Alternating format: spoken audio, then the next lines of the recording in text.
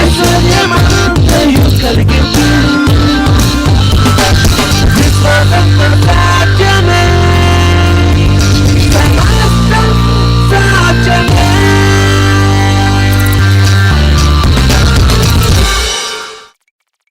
దేవుని నడిపింపు, దేవుని స్వరం నుంచి ధ్యానిస్తూ ఉన్నాం. మరి ఇంకొద్దిగా ఈ విషయంలో ఇంకొద్ది అవగాహన ఉండడానికి, దీన్ని గ్రహించడానికి, అనుభవించడానికి ముందుకు సాగుదాం. కానీ ప్రాముఖ్యంగా మూల వాక్యాలు ఒకసారి చూసుకుందాం. ద్వితీయోపదేశకాండము 28వ అధ్యాయము మొదటి 2 వచనాలు మరియు యెషయా గ్రంథము 48:17 ఈ 2 వచనాలు మన మూల వాక్యాలు కాబట్టి వాటిని జాగ్రత్తగా గ్రహించి ముందుకు కొనసాగుదాం. నీవు నీ దేవుడైన యెహోవా మాటను శ్రద్ధగా విని నీకు ఆజ్ఞాపించుచున్న ఆయన ఆజ్ఞలన్నిటిని అనుసరించి నడుచుకొనిన ఎడల నీ దేవుడైన యెహోవా భూమి మీద ఉన్న సమస్త జనుల కంటే దేవుడు మన పట్ల ఆయన కలిగిన హృదయము, వాంఛ అనేది ఏంటో మనం తెలుసుకోవాలి. అన్ని జనాంగముల కంటే ఉన్నతమైన స్థలంలో నేను మిమ్మల్ని ఉంచెదను అని వాగ్దానం చేస్తున్నాడు దేవుడు. ఆమేన్. అందరు మాట్లాడాలి. ఆమేన్.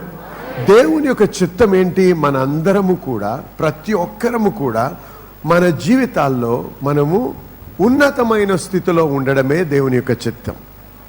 మనము అభివృద్ధి పొందాలి కానీ చితికిపోకూడదు. ఆమేన్. దేవుని యొక్క చిత్తము మనము మంచి ఉన్నతమైన స్థలంలో ఉండడము, ఆశీర్వదించబడము అనేది దేవుని యొక్క చిత్తం మన పట్ల. అది ప్రాముఖ్యంగా మనం తెలుసుకోవాలి. ఎందుకంటే చాలామంది ఈ విషయంలో అనుమానంలో ఉంటారు. దేవుని చిత్తమేమో నేను ఇలా ఈ కష్టాల్లో బ్రతకడం, ఈ కష్టము నేను అనుభవించడం దేవుని చిత్తమేమో అని దేవుని చిత్తం ఎరగకే అనేక సార్లు మరి దేవుని చిత్తము కానిది దేవుని చిత్తం అని చెప్పి అనుభవిస్తూ మరి చాలా కష్టాల్లో బ్రతికేవారు చాలామంది ఉన్నారు.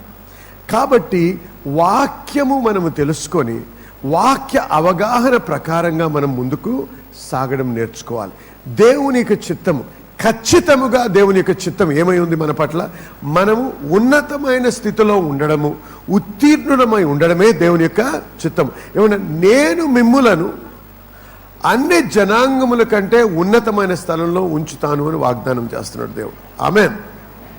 కాబట్టి మీ వృత్తి ఏమైనా, మీ పిలుపు ఏమైనా, మీ చదువు ఏమైనా, మీరు ఎటువంటి బ్యాక్గ్రౌండ్ నుంచి వచ్చినా దేవుని నమ్ముకొని ఆయన స్వరానికి లోబడినట్టయితే మీరు ఉత్తీర్ణమైనటువంటి స్థలానికి వెళ్ళే మార్గంలో ఉన్నారన్నమాట.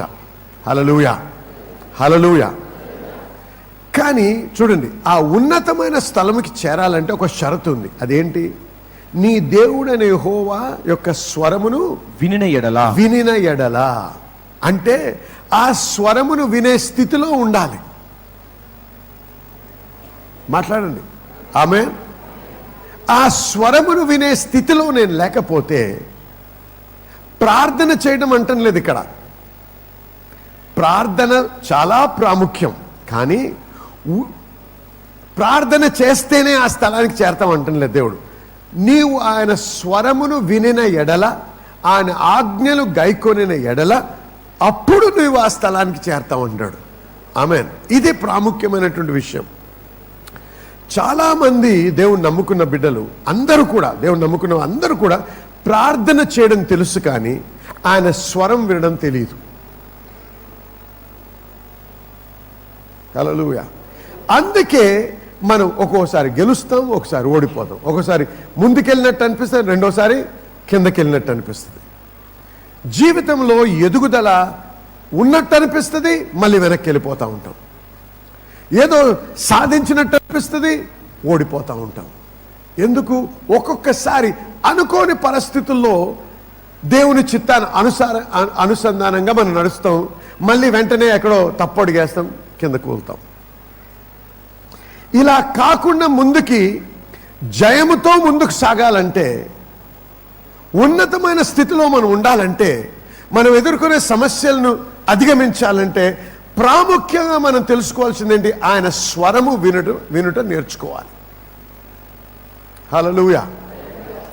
దేవుని స్వరము, నా స్వరము వినిన ఎడల అన్నాడు. అన్నవాడు మనతో మాట్లాడకపోతే ఆయన అన్యాయస్తుడు.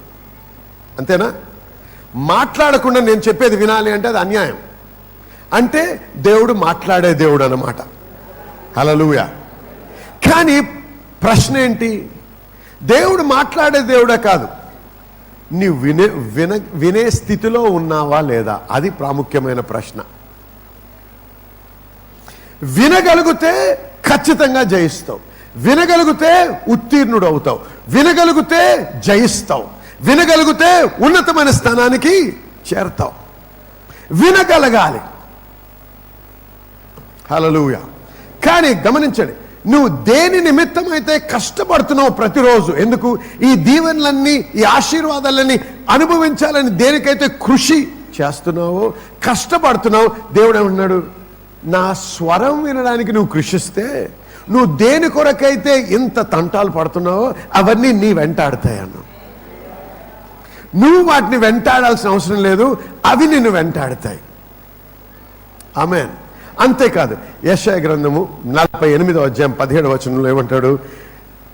నేను నీకు ప్రయోజనము కలుగునట్లు. ఇంగ్లీష్ లో I will teach you to profit. నీకు ప్రయోజనం కలిగినట్లు నీకు ఉపదేశము చేయుదును. I will teach you to profit. నీవు జయము పొందడము, అభివృద్ధి పొందడము, ప్రాఫిట్ అంటే లాభము పొందడము నేను నీకు బోధిస్తాను అంటున్నాడు. హల్లెలూయా. అంటే నీవు జయించడము లేకపోతే లాభం పొందడము దేవుని చిత్తం కాకపోతే దేవుడు ఎందుకు నేర్పిస్తానని వాగ్దానం ఇస్తున్నాడు ఇక్కడ. అంటే ప్రతి ఒక్కరు కూడా, దేవునిలో ఉన్న ప్రతి ఒక్కరు లాభము పొందుట దేవుని యొక్క చిత్తము. మాట్లాడండి. ఆమేన్. నువ్వు ఏ స్థితిలో ఇప్పుడు ఉన్నా దేవుని యొక్క చిత్తం నీ పట్ల ఏమైంది? నువ్వు లాభము పొందాలి, జయము పొందాలి, ముందుకు సాగాలి. ఇది దేవుని యొక్క చిత్తం. నేర్పిస్తాను అని వాగ్దానం ఇస్తాడు. ఇంకా నీవు నడవవలసిన త్రోవను నిన్ను నడిపించుదును. నువ్వు నడవాల్సిన మార్గం నేను నీకు, ఆ మార్గంలో నేను నడిపిస్తాను.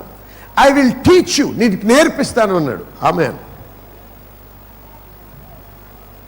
దేవుడు సిద్ధంగా ఉన్నాడు. నీవు సిద్ధంగా ఉన్నావా?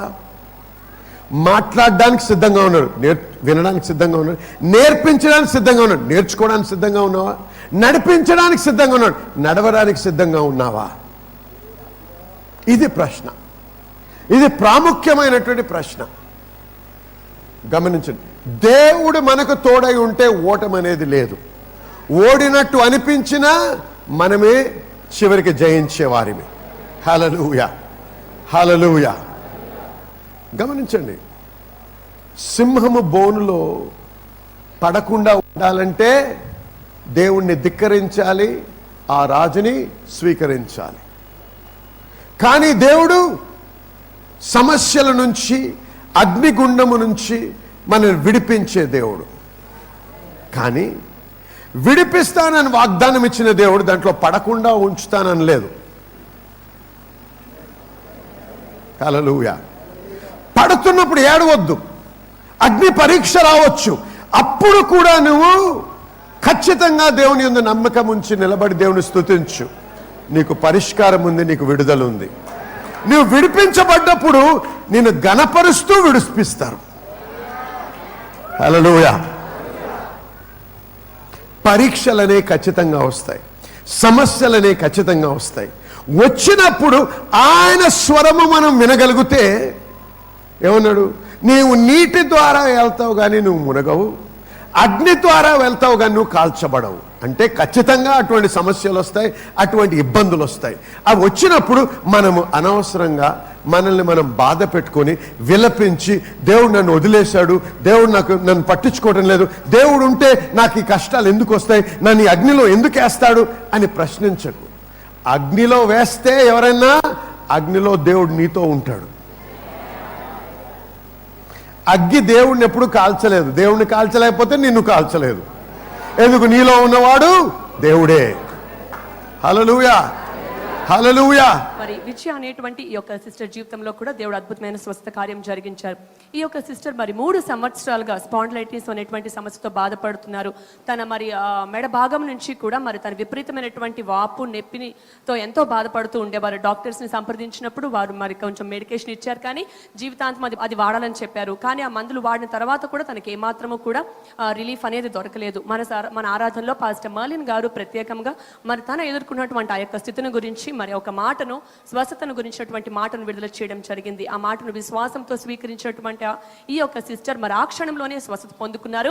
మరి ఈ క్షణం వరకు కూడా తను మరి 3 వారాలుగా మరి తను గమనించుకున్న స్థితి ఏంటంటే తిరిగి మళ్ళా నొప్పి తనకి రాలేదు. సంపూర్ణంగా దేవుడు 3 సంవత్సరాల నుంచి మరి తనున్న స్థితి నుంచి విడిపించి సంపూర్ణ స్వస్థత ఇచ్చారు. ప్రభువైన యేసుక్రీస్తు నామానికే సమస్త మహిమ కలుగును గాక. కాబట్టి సహజమే బాధ కలగడం, సహజమే దుఃఖము రావడం, సహజమే మరి కృంగిపోవడం. కానీ అటువంటి కృషించిన స్థితిలో కూడా దేవుణ్ణి ప్రశ్నించకు, దేవుణ్ణి స్తుతించు. దేవుడు నీ హస్తం వదలలేదు కాబట్టి ఖచ్చితంగా నిన్ను విడిపిస్తాడు అనే ఆ నమ్మకము, విశ్వాసం నువ్వు కోల్పోవద్దు. అటువంటి పరిస్థితిలో కూడా నువ్వు దేవుని స్తుతిస్తే అప్పుడు నువ్వు దేవుని స్వరం వినగలవు. ఆమేన్. దేవుని బిడ్డలారా వినండి, నీవు దేవుని బిడ్డవైతే నీ తల్లి నిన్ను మర్చిపోతుందేమో కానీ నేను నిన్ను మరవను అన్నాడు. నిన్ను నేను నా హస్తములో చెక్కుకున్నాను అన్నాడు. అది మన దేవుడు. హల్లెలూయా, హల్లెలూయా. వాగ్దానం ఇచ్చే తప్పని దేవుడు మన దేవుడు. బహు బలమైనటువంటి వాడు. ఆయన స్వరము ఎటువంటిదో తెలుసా? ఇంగ్లీష్లో రాయబడింది, at the voice of God divides the flame of fire అని ఉంది. The voice of God divides the flame of fire. అగ్నిని కూడా విభాగించగలదు దేవుని స్వరము. At the voice of God the mountains skip like rams అని ఉంది. పర్వతాలు గంతులేస్తాయంట, ఎలాగా గొర్రెలేసినట్టు. హల్లెలూయా. అంత బలమైనటువంటి స్వరము దేవుని స్వరం. అందుకే నిన్ను ఏది ఎదిరించినా నీ జవాబు దేవునిలో ఉంది. కానీ ఆ జవాబు పొందాలంటే ఆయన స్వరం వినాలి. నువ్వు ఏమి సమస్యలో ఉన్నా ఈరోజు, ఏ మానవుడు నీకు పరిష్కారం ఇవ్వలేకపోయినా, నీ డబ్బు నీకు సహాయం చేయలేకపోయినా, ఎవరు ఏమి చేయలేకపోయినా, ఒకటి గమనించు, యేసయ్య పేరేంటో తెలుసా? నేనే మార్గమును అన్నాడు. మార్గము లేని చోటు మార్గము కలిగించే దేవుడు మన దేవుడు. హల్లెలూయా. కాబట్టి ఎంత గడ్డు సమస్యలో నీవు ఉన్నా దాని నుంచి పరిష్కారము కలిగే మార్గం ఉంది.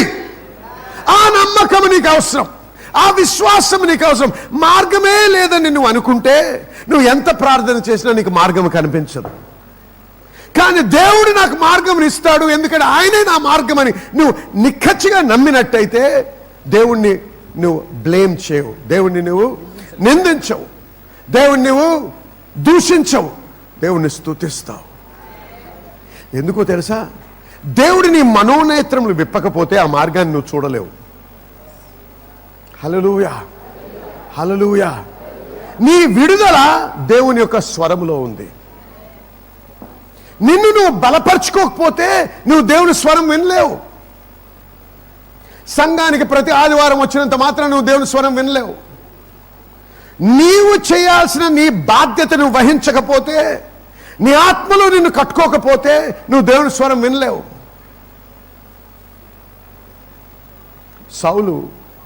పౌలు కాకముందు యెరూషలేము నుంచి దమస్కుకు ప్రయాణం చేస్తున్న వాక్యంలో రాయబడింది.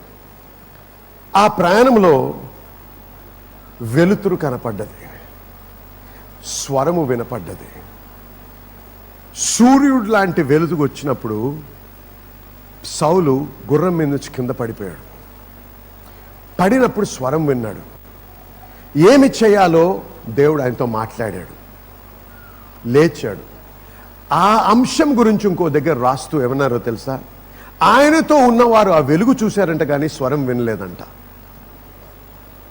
ఇక్కడే ఉండొచ్చు నువ్వు. ఒక వ్యక్తి దేవుని స్వరం వింటున్నాడు, ఇంకో వ్యక్తి దేవుని స్వరం వింటం లేదు. ఒక వ్యక్తికి ఇప్పుడు నేను మాట్లాడుతుంటే తన సమస్యకు జవాబు కలుగుతుంది, ఇంకోడికి ఒక కథ విన్నట్టుగా అనిపిస్తుంది.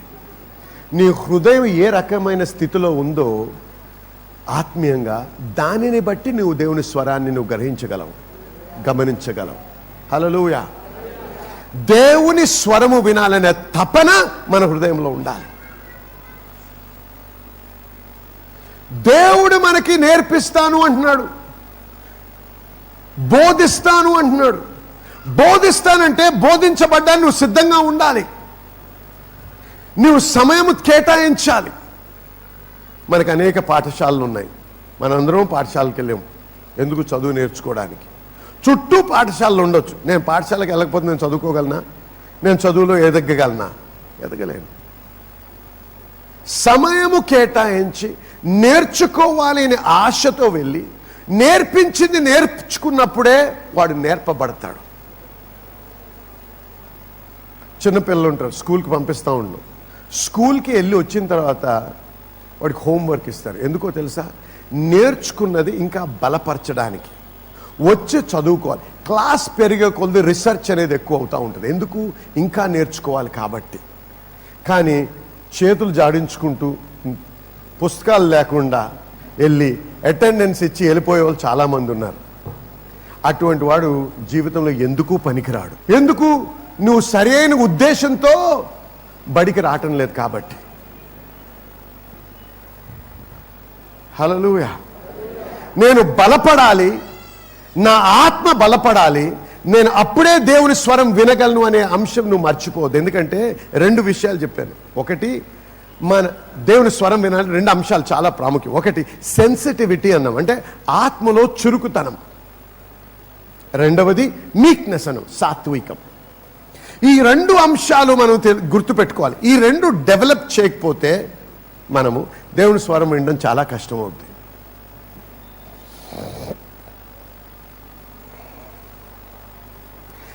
ఎందుకు?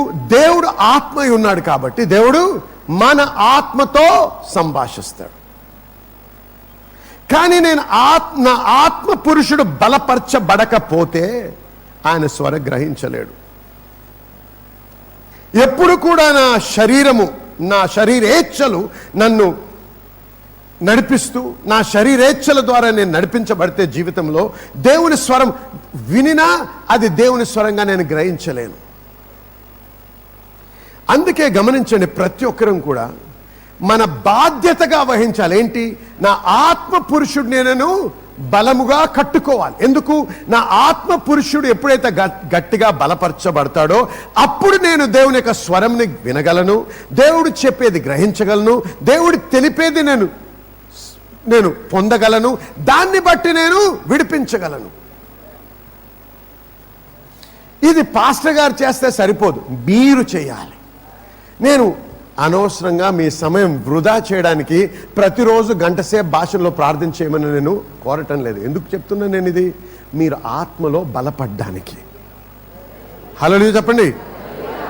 ఆత్మలో గంటసేపు ప్రార్థన చేయటం ద్వారా నీవు నీ ఆత్మలో నిన్ను నువ్వు కట్టుకుంటావు.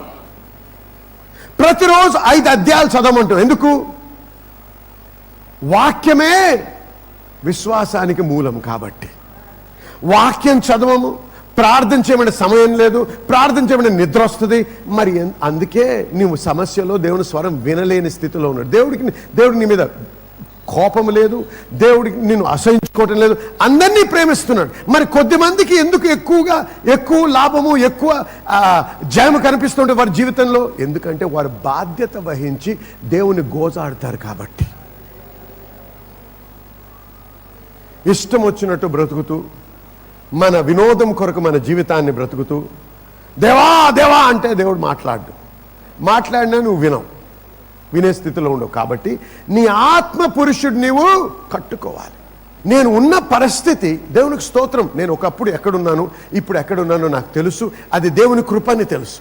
కానీ ఇది కూడా తెలుసు, నేను ఇంకా దేవుడు నా కొరకు నిర్ణయించింది ఇంకా నేను అక్కడ చేరలేదు.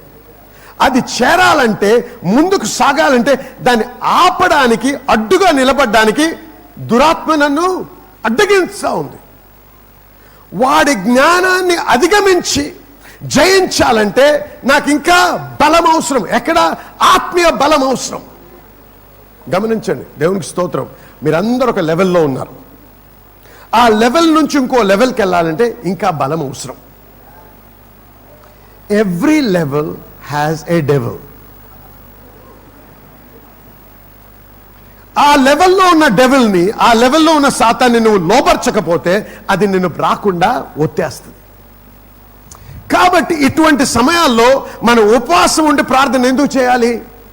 బలము కొరకు, ఆ ఆత్మీయ శక్తి కొరకు. ఎందుకో తెలుసా? The devil understands only one language. సాతానికి ఒకే భాష అర్థం ఉంది. ఏంటో తెలుసా? బ్రూటల్ పవర్, కఠినమైనటువంటి శక్తి, వాడిని ఓడించే శక్తి. ఈ బ్రూటల్ పవర్ ఉట్టిగా రాదు, ప్రార్థన ద్వారా వస్తుంది. గమనించండి, జాగ్రత్తగా వినండి.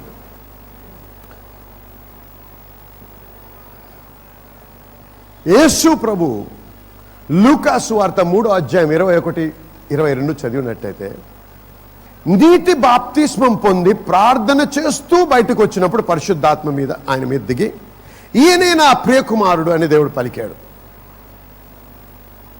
పరిశుద్ధాత్ముడు దిగాడు, ఈయన నా కుమారుడని ప్రకటించాడు. అక్కడ ఎక్కడ కూడా మనం దేవుని యొక్క శక్తి ప్రదర్శించబడ్డం చూడం. వెంటనే పరిశుద్ధాత్ముడు ఎక్కడ తీసుకెళ్లాడో తెలుసా?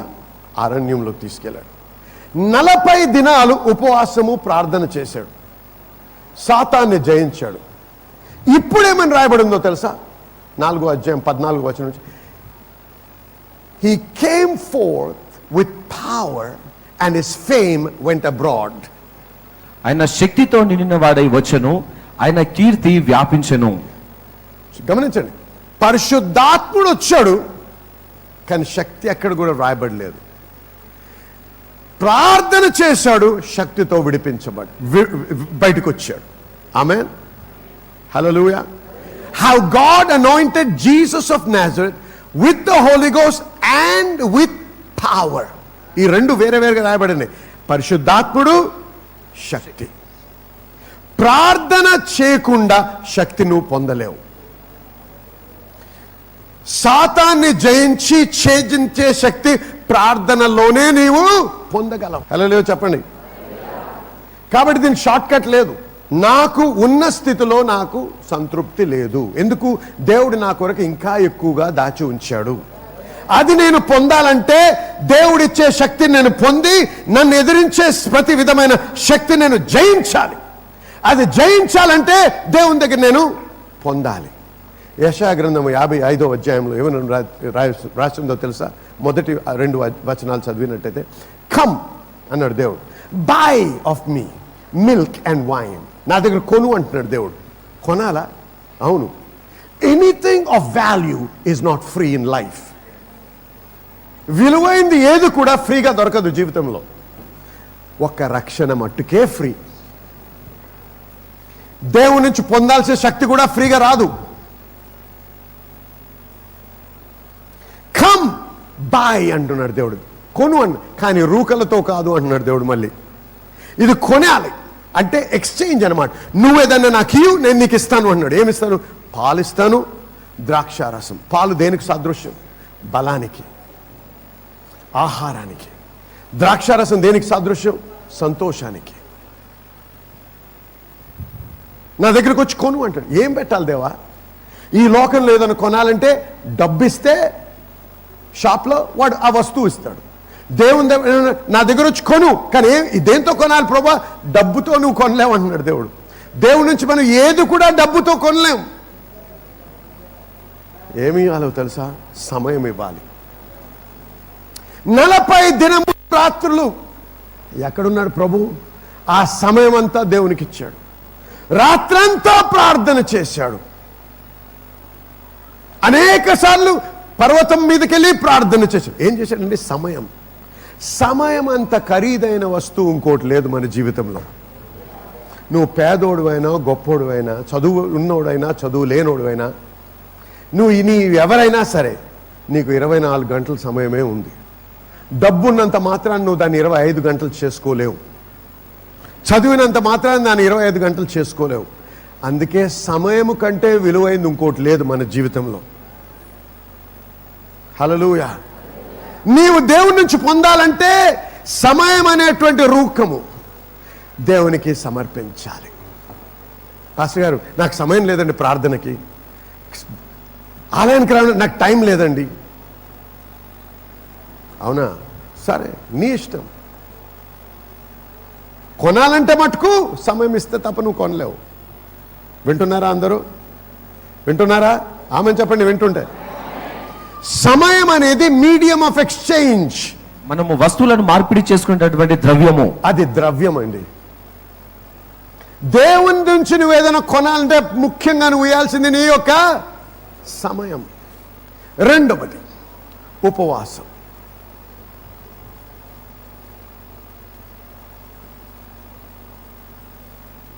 ఏమన్నావు దేవునితో? ప్రభా, నీ స్వరం వినుట నాకు ఎంత ఆశ ఉందంటే, నేను అనుదిన ఆహారము తినేదానికంటే అది చాలా ప్రాముఖ్యం. అది నీకు చూపించాలని నాకు ఆశ ఉంది ప్రభా, అందుకే నేను తింటం లేదంటున్నాను.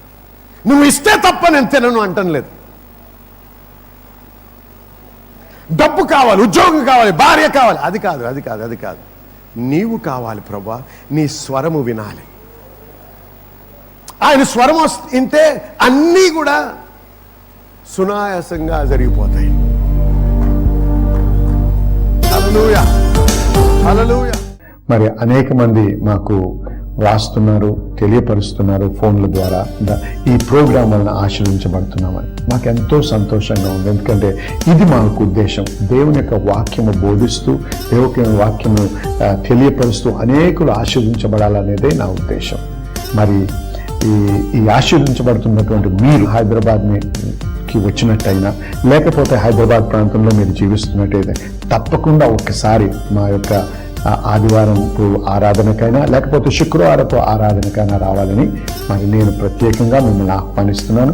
దాని ఇన్ఫర్మేషన్ అంతా కూడా మరి టెలివిజన్ మీద మీకు స్క్రీన్ మీద డిస్ప్లే అవుతుంది. దాని నంబర్స్, టెలిఫోన్ నంబర్స్ ఉంటాయి, ఎక్కడ మీటింగ్లు అవుతాయో అవన్నీ కూడా ఇన్ఫర్మేషన్ ఉంది. అయినా మీకు అనుమానం ఉంటే ఒకసారి ఫోన్ చేయండి, వారు తెలియపరుస్తారు. అంతేకాదు మీరు వచ్చినప్పుడు మరి SPM Samuel patta ministries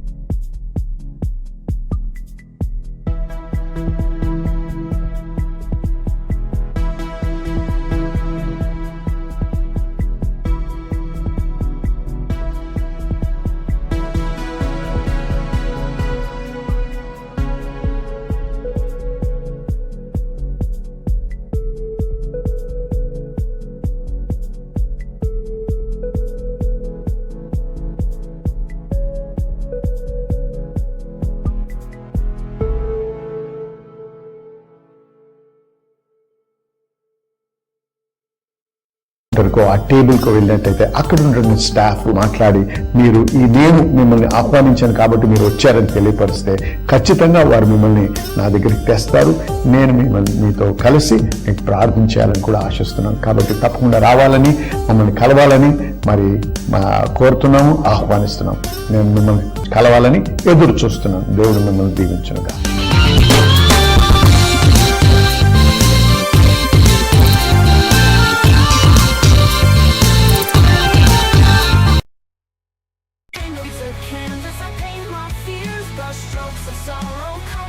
Tears and I scream and the sun is calling, and this spirals I keep falling, from falling twisted thoughts in the labyrinth where hope's so lost. Muffled cries through the paper thin, walls of secrets where lies begin, false promises laced in sickening sweetness, fragile shells hiding endless bleakness. The cold wind softens, the rain subsides, hope's embers flicker, no longer heights. Faded portraits of the silent past, forgotten faces, conversations that didn't last.